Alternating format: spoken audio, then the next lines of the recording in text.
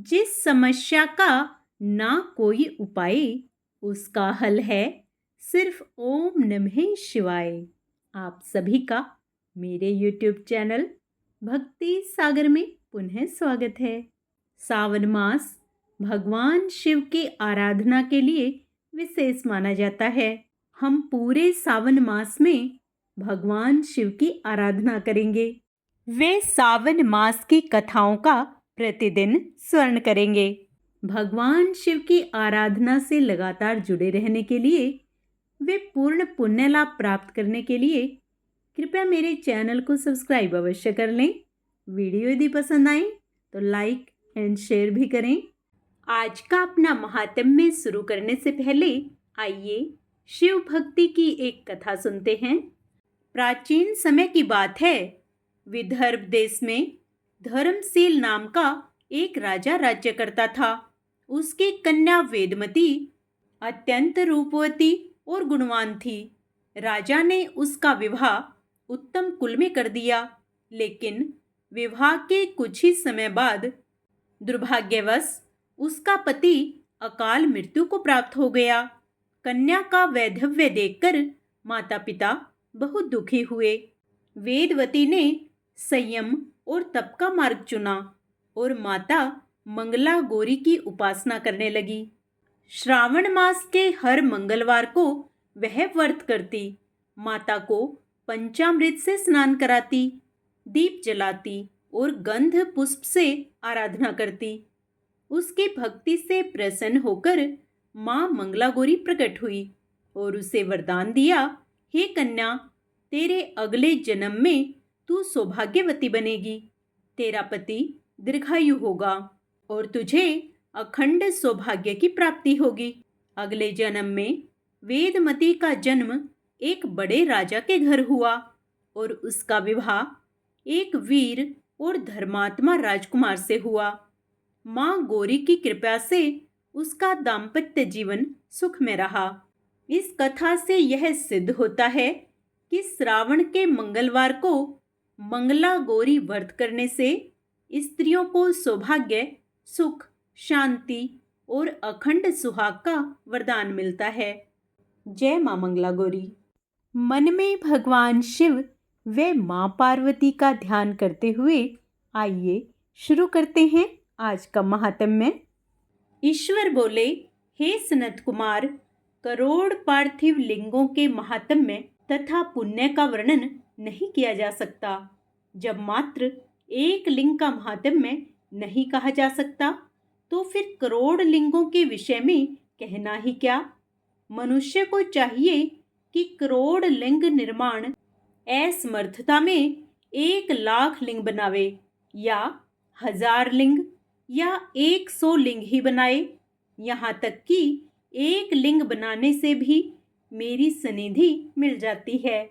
षडाक्षर मंत्र से 16 उपचारों के द्वारा भक्ति पूर्ण मन से भगवान शिव की पूजा करनी चाहिए। ग्रह यज्ञ के साथ उद्यापन करना चाहिए। उसके बाद होम करना चाहिए और ब्राह्मणों को भोजन कराना चाहिए। हे सनत कुमार, इस अनुष्ठान को करने वाले की अकाल मृत्यु नहीं होगी। यह व्रत बांझपन को दूर करने वाला, सभी विपत्तियों का नाश करने वाला तथा सभी संपत्तियों की वृद्धि करने वाला है। मृत्यु के पश्चात वह मनुष्य कल्प पर्यंत मेरे समीप कैलाशवास करता है। जो मनुष्य श्रावण मास में पंचामृत से शिवजी का अभिषेक करता है, वह सदा पंचामृत का पान करने वाला, गोधन से संपन्न, अत्यंत मधुर भाषण करने वाला तथा त्रिपुर के शत्रु भगवान शिव को प्रिय होता है। जो इस मास में अनोदान व्रत करने वाला तथा हविष्यान ग्रहण करने वाला होता है, वह व्रीहि आदि सभी प्रकार के धान्यों का अक्षय निधि स्वरूप हो जाता है।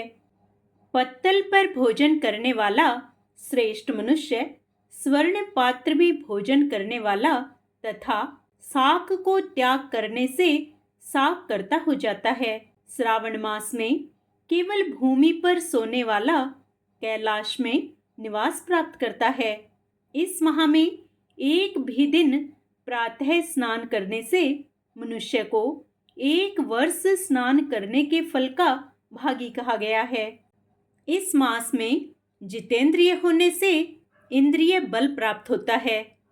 इस मास में स्फटिक, पाषाण, मृत्तिका, मरकतमणि, पिष्ट, धातु, चंदन, नवनीत आदि से निर्मित अथवा अन्य किसी भी शिवलिंग में, साथ ही किसी स्वयं आविर्भूत न हुए लिंग में श्रेष्ठ पूजा करने वाला मनुष्य सैकड़ों ब्रह्म हत्या को भस्म कर डालता है।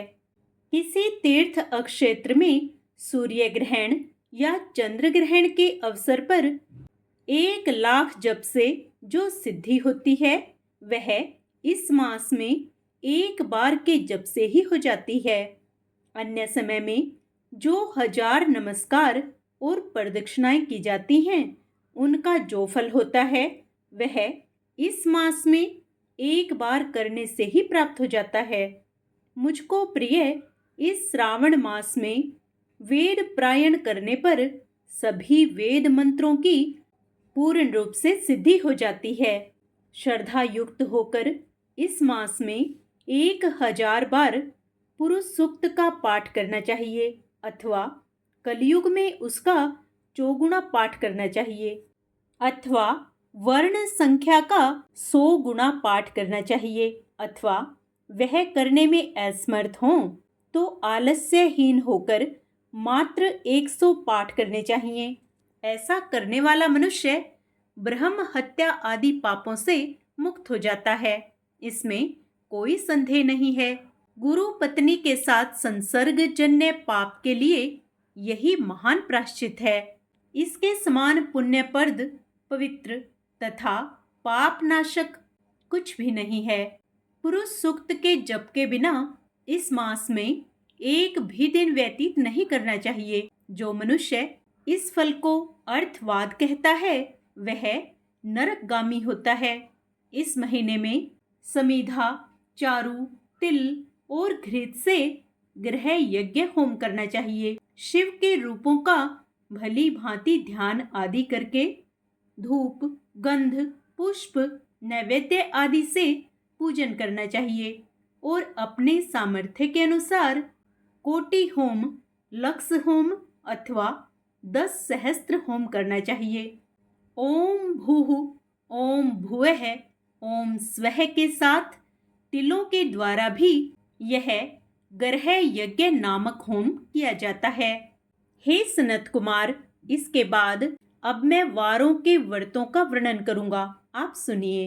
हे अनघ, उनमें सर्वप्रथम मैं आपको रविवार का व्रत बताऊंगा। इस संबंध में लोग एक प्राचीन इतिहास को कहते हैं।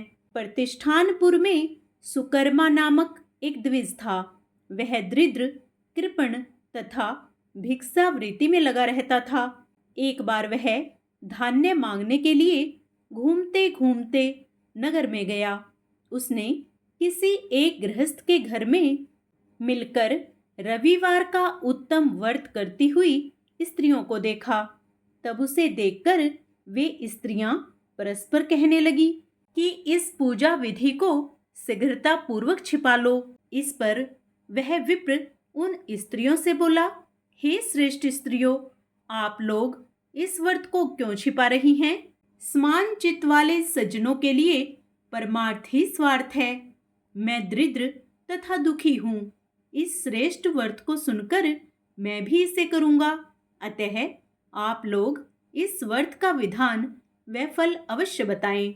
स्त्रियां बोली, हे द्विज, इस व्रत को करने में आप उन्माद तथा प्रमाद करेंगे अथवा भूल जाएंगे अथवा इसके प्रति अभक्ति या अनास्था रखने लगेंगे। अतः आपको यह व्रत कैसे बताऊं? उनकी यह बात सुनकर उनमें जो एक प्रौढ़ा स्त्री थी वह उस ब्राह्मण से व्रत तथा व्रत की विधि बताने लगी। हे ब्राह्मण, श्रावण मास के शुक्ल पक्ष के प्रथम रविवार को मौन होकर उठ करके शीतल जल से स्नान करें। उसके बाद अपना नित्य कर्म संपन्न करके पान के एक शुभ दल पर रक्त चंदन से सूर्य के समान पूर्ण गोलाकार 12 परिधियों वाला सुंदर मंडल बनाएं। उस मंडल में रक्त चंदन से संध्या सहित सूर्य का पूजन करें।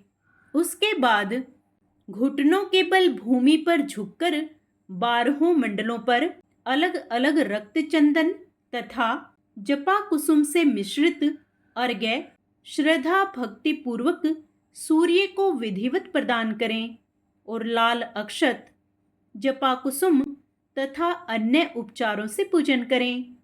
उसके बाद मिश्री से युक्त नारिकेल के बीज का नैवेद्य अर्पित करके आदित्य मंत्रों से सूर्य की स्तुति करें और श्रेष्ठ 12 मंत्रों से 12 नमस्कार तथा प्रदक्षिणाएं करें।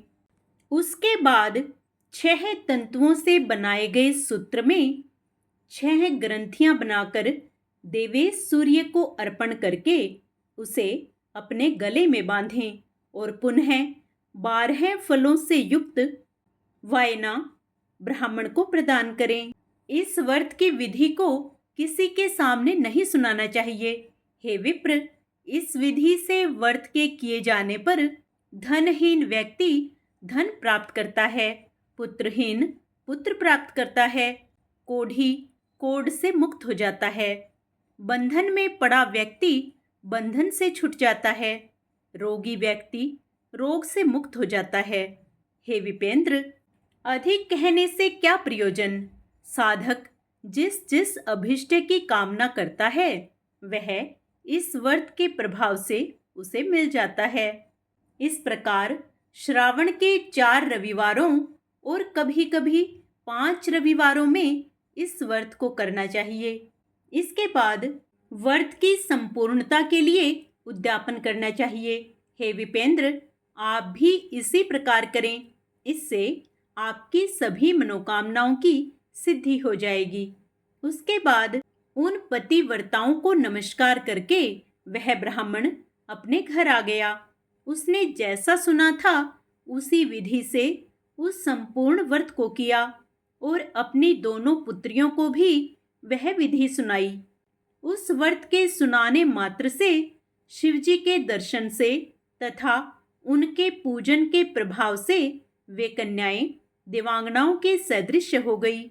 उसी समय से उस ब्राह्मण के घर में लक्ष्मी ने प्रवेश किया और वह अनेक उपायों तथा निमित्तों से धनवान हो गया। किसी दिन उस नगर के राजा ने ब्राह्मण के घर से होकर राजमार्ग से जाते समय खिड़की में खड़ी उन दोनों सुंदर तथा अनुपमेय कन्याओं को देख लिया। तीनों लोकों में कमल, चंद्रमा आदि जो भी सुंदर वस्तुएं हैं उन्हें वे दोनों कन्याएं अपने शरीर के अवयवों से तिरस्कृत कर रही हैं। उन्हें देखकर राजा मोहित हो गए और क्षण भर के लिए वहां खड़े हो गए। ब्राह्मण को शीघ्र बुलाकर उन्होंने दोनों कन्याओं को मांग लिया।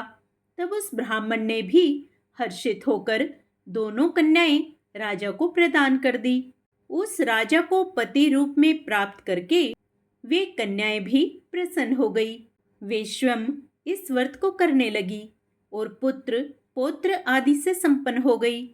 हे मुने, महान ऐश्वर्य देने वाले इस व्रत को मैंने आपसे कह दिया है। हे विधि नंदन, जिस व्रत के स्वर्ण मात्र से मनुष्य सभी मनोरथों को प्राप्त कर लेता है, उसके अनुष्ठान करने के फल का कैसे वर्णन किया जाए। आज का अध्याय यहीं समाप्त होता है। आगे का अध्याय हम अपने कल के वीडियो में करेंगे। पूर्ण पुण्य लाभ प्राप्त करने के लिए आप उसे भी अवश्य स्मरण करें।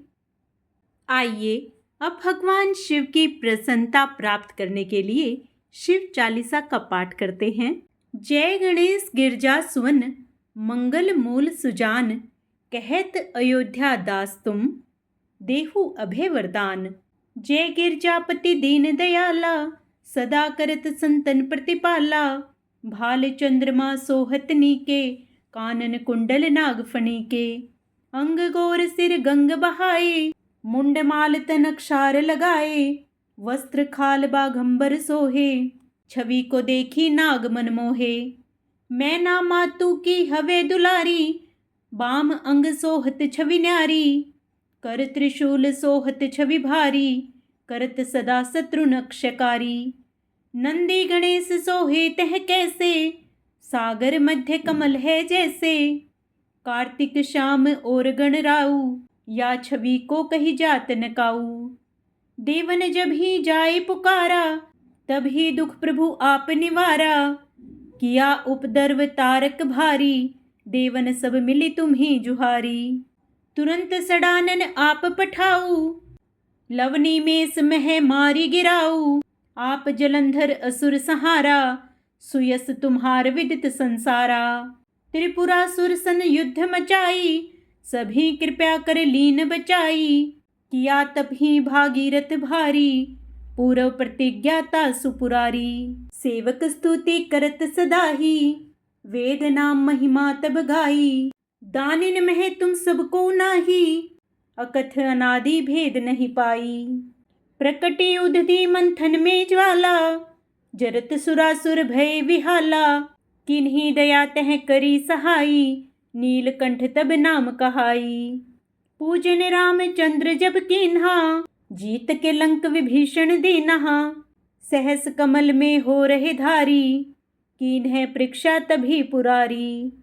एक कमल प्रभु राखे हु जोही, कमल नैन पूजन चह सोही, कठिन भक्ति देखी प्रभु शंकर, भय प्रसन्न दिए इच्छित वर।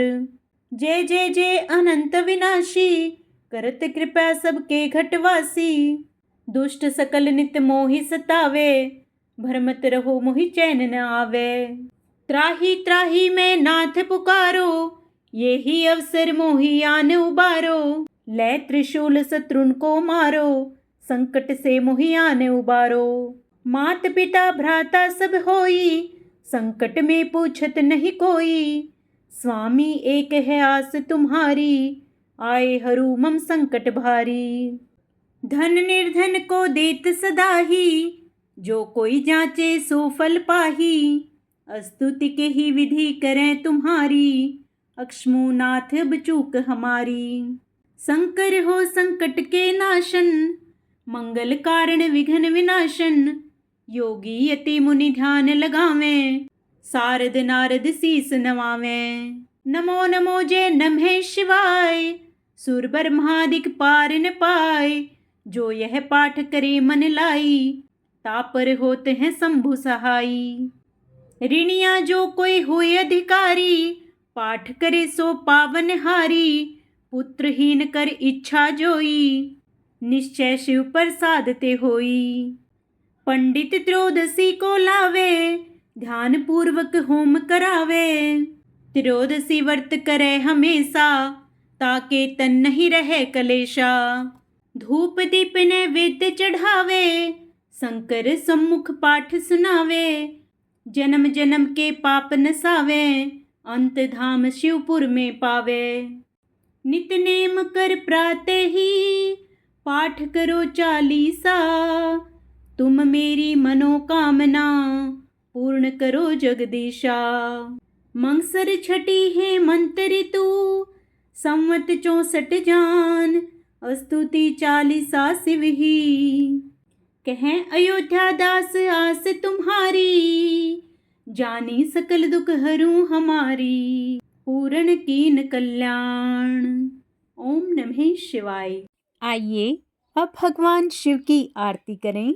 ओम जय शिव ओंकारा, प्रभु हरि शिव ओंकारा,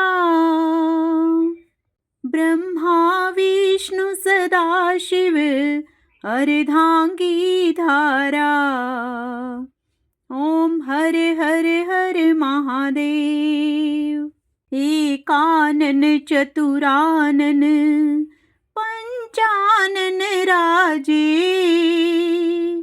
हंसानन गरुड़ासन, वृषवाहन साजे।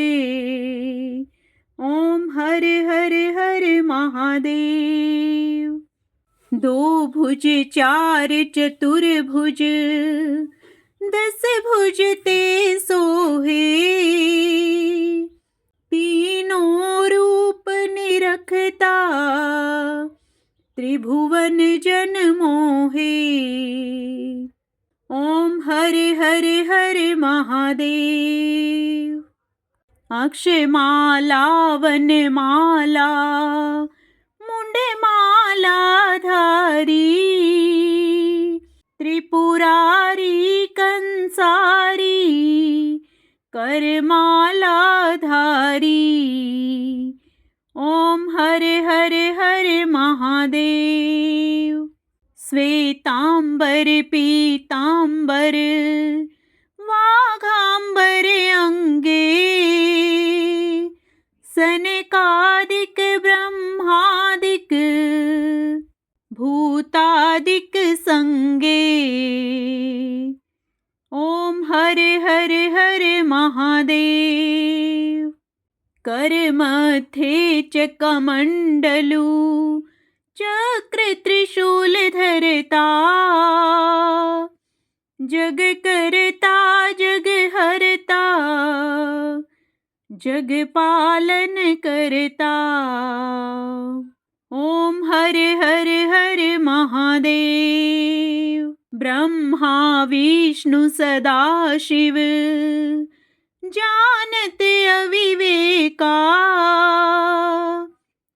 प्रणवाक्षर के मध्य, यह तीनों एका। ओम हरे हरे हरे महादेव। त्रिगुण शिव जी की आरती, जो कोई नर गावे। कहत शिवानंद स्वामी, मनवांछित फल पावे।